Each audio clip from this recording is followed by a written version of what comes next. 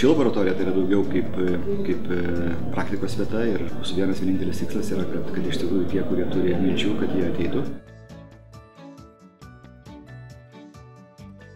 Vienas iš mūsų fakulteto tokių strateginių pagrindinių uždavinių yra kuo glaudžiau bendradarbiauti su verslu. Turim daug puikių, gerų studentų ir galės rašyti savo baigiamuosius darbus labiau pritaikytus verslui ir gauti už tai ir atlygį.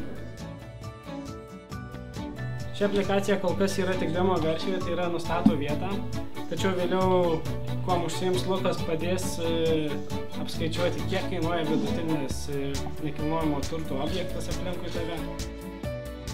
Lietuviai per pastarosius porą metų nuskynė Apple dizaino apdovanojimus ir laimėjusi aplikaciją geriausia pasaulyje 2012. Visi šitie laimėjimai jie turėtų irgi paskatinti tą jaunąją kartą nesėdėti ir pastoviai ne tik tai galvoti, ką padarysiu, bet imtis praktinių dalykų ir padaryti.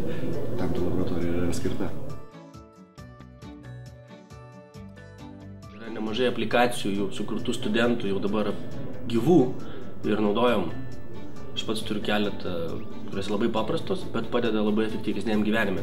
Todėl aš esu užtikrintas, kad šita platforma, kurią mes sukūrėm kartu su Omnitel ir Vilniaus universitetu, padės tai padaryti žymiai didesniu kiekiu, žymiai greičiau ir žymiai efektyviau ir kokybiškiau.